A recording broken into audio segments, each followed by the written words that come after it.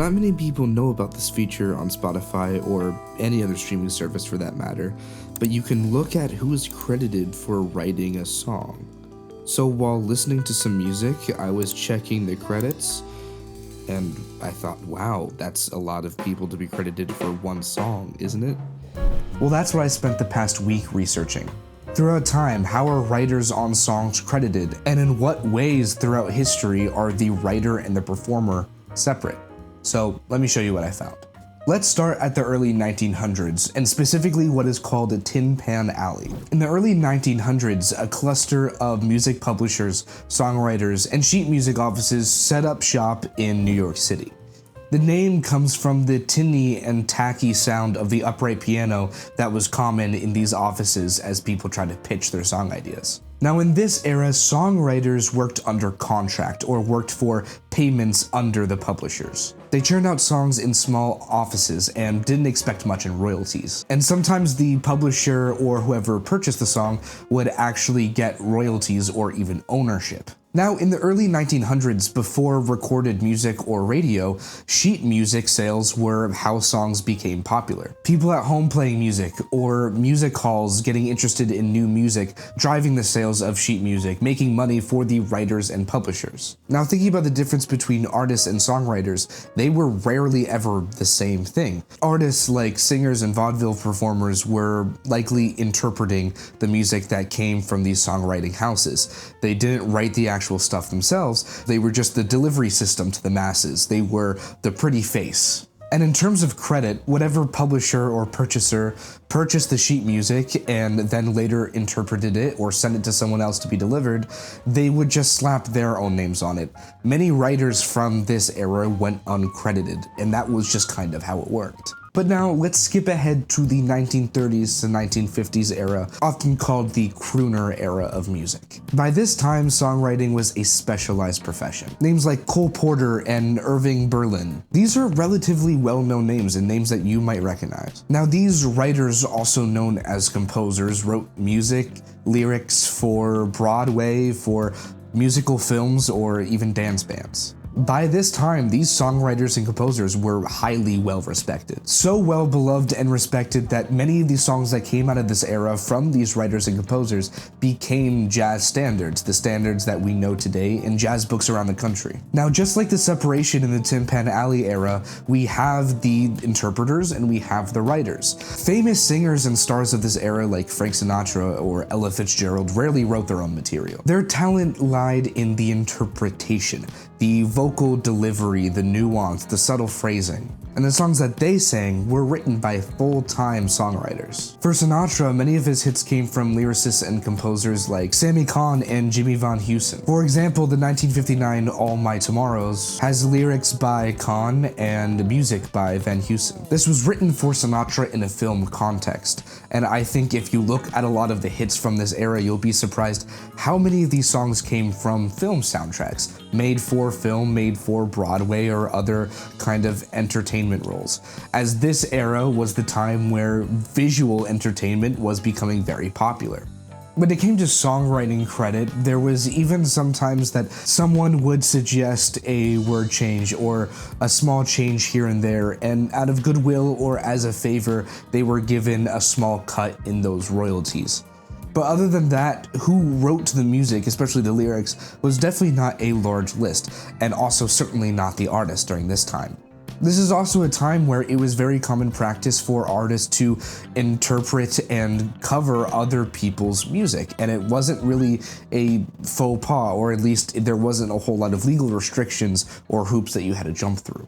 And now let's jump into the late 50s and the 60s to look at the Motown era of songwriting. By the 1950s, rock and roll was exploding, and there were quite a few artists who did write their own songs, like Chuck Berry and Buddy Holly. But still, many stars were not songwriters of their own, and they relied heavily on a songwriting team. For example, Elvis Presley, the king of rock and roll, he seldom wrote his own hits, and most of his stuff was penned by other people. And at this point, the songwriters were going back to not being nearly as respected or nearly as credited, because instead of writing for a Broadway musical where the composer and lyricist's name is plastered everywhere, These songwriters were just writing hits, and all over that album cover is Elvis Presley. It's not the writer. People don't care about the writer, or maybe for marketing, they didn't want people to know who was writing the music.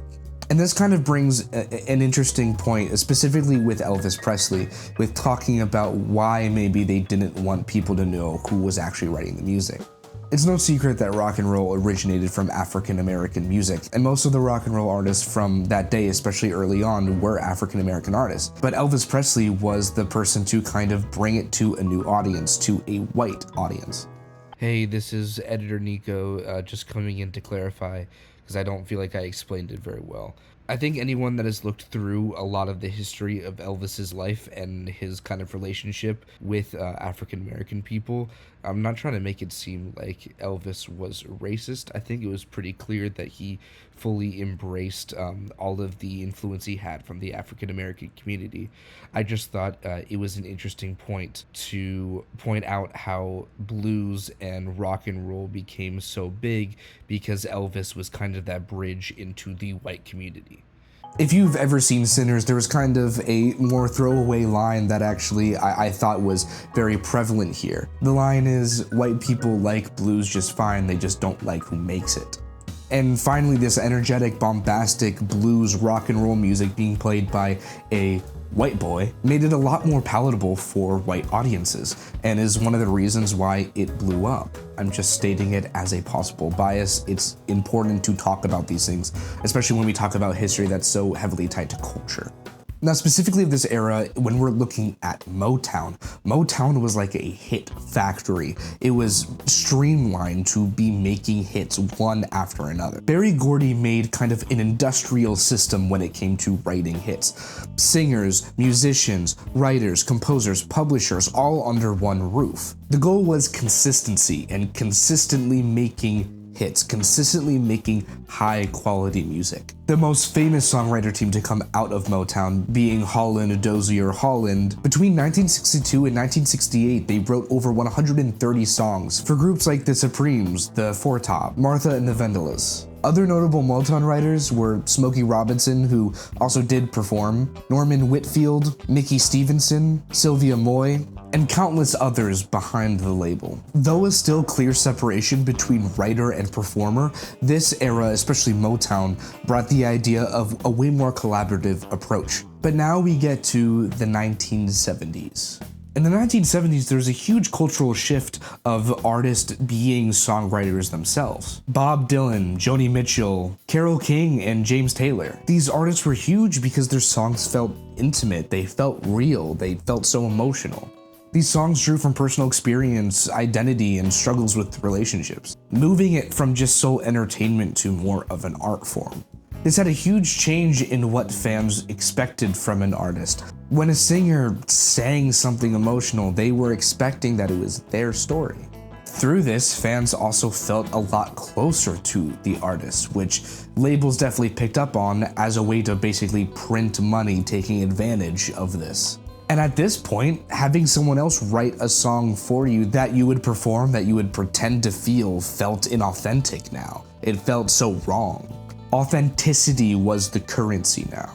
This change was a lot more with folk and rock, but disco and pop still very much had their artist versus songwriter divide. Songwriting houses and songwriting teams were still very much being utilized, but it was kind of the goal of marketing to seem authentic, that you are the sole person writing your own music. And this era definitely set up a different expectation from audiences. Now let's go forward in time a little bit to the 1980s. By this time, publishers were trying to find out the formula of pop, because pop was selling. And pop was very much, artists were the interpreters and songwriters were the songwriters. They were not the same thing. In fact, pop performers were very carefully crafted and molded in their image and how they presented themselves. And as earlier performers often interpreted songs, now maybe some pop artists now are entirely relying on songs being written for them.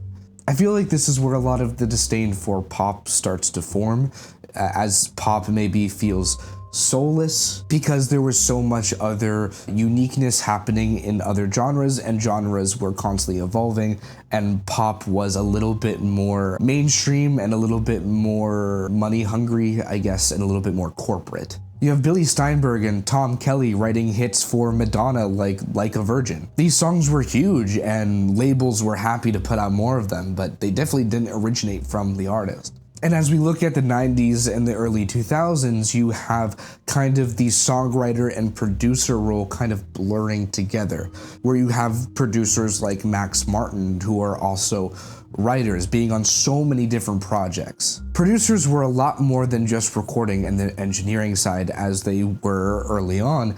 They've become a lot more co-writers, co-composers, suggesting melody ideas here or a sonic element here. And because of this blending, a lot of the times the producer would also get songwriting credit on the song, especially a pop song, say like Britney Spears. And as roles kind of blur in the industry, so does the transparency.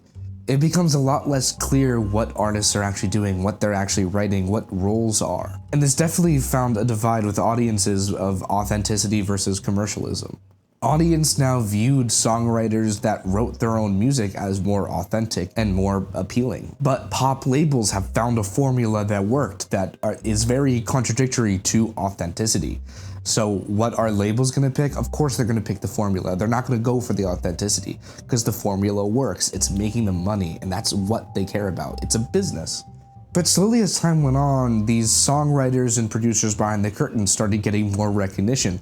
Like Max Martin has so many awards at this point, and producers, songwriters, composers, lyricists, they all have their spot now. And as individual sales of songs got way more profitable, it became way more of a discussion of how are we splitting these royalties? Because even a little spot now became worth fighting over. This meant more careful documentation, shared credit, and even negotiating over shares, even in cases where that person's contribution was a bit small. Now, looking at a genre like hip-hop is built off of authenticity.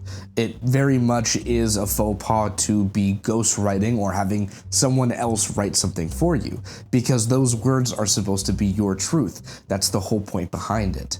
Your brand, your talent was your words and how you delivered them. Someone else writing them for you, well, you're not really the rapper then.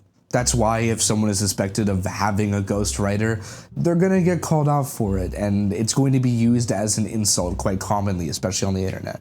And now at the current era, streaming services like Spotify or Apple Music are just directly showing who is credited as the songwriters right on the app there. It's very transparent.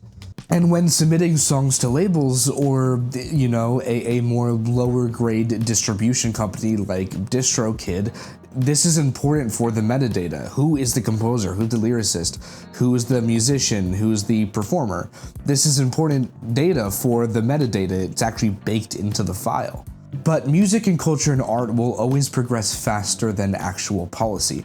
And when it comes to copywriting laws, especially with art and streaming services and how all of that is dished out, the policy is definitely behind in that area. But going back to the take that, you know, modern music is being so watered down by the fact that there are just rows and rows of writers in a boardroom trying to make a hit is an interesting take. Because I think a lot of the people that are making that take, they'll name some of their favorite artists, and it's surprising to look back in time and see how little artists are actually writing their own music and how singer-songwriters are kind of a novel new idea, and how music and entertainment can still be good if it's a collaborative act. It doesn't really matter all that much, and people really just get caught up on the wrong things. The most important thing is if you like music, you like it, it's good then, great. You don't need other people telling you why that music isn't good. That just doesn't make any sense. If you don't like Taylor Swift, you'd rather listen to Elvis Presley, go do it, but don't make fun of the people that do want to listen to Taylor Swift, because you would be making fun of a lot of people. Because nowadays, just sharing the idea of changing one little melody or even one word can get your full name put on a writer's list. So when you see a song written by 4 people, it's not like Taylor Swift wrote only 25% of that song. In fact, there's a tremendous amount of evidence for the contrary of that, and she comes into the studio with 95% of the song done, and she just needs a little bit of polishing from the producer, which is the producer's job. That's exactly what a producer is supposed to do. That's how music is made. It's not inauthentic. And in the future, all of this is gonna change. I don't know where it's gonna be in 20, 30, 40 years, but I'm sure it's gonna be way different. So in 20, 30, 40 years, I'll be sure to make another video to keep you guys up to date. But until then, I think I'm just gonna leave this one here. If you have any topics that you guys want me to cover in future videos, please leave that in a comment down below. I do read all of them, and I really want to know what you guys are interested in. I'm excited to be back uploading. It's super fun to be writing all these things and shooting them and editing them again, and mostly to see your guys' reactions to these videos. This video took a lot of research and time to put together, as I'm also juggling other things like work and college. So if you guys would like to support what I do here and continue help making bigger and better videos, then you guys can go down to my Patreon or just support me at Buy Me a Coffee. Both those links are down there. As more people sign up to the Patreon, there's going to be more and more perks. And also, everyone, feel free to join my Discord, where we have music related and history related discussions, or just whatever you guys want to talk about. And finally, if you guys would go and follow my Instagram, there's going to be some updates on there, also uploading some music covers, some other stuff just to keep you guys updated. And other than that, it was great to start this discussion with you guys. Continue the discussion in the comments, and I'll be sure to see you there.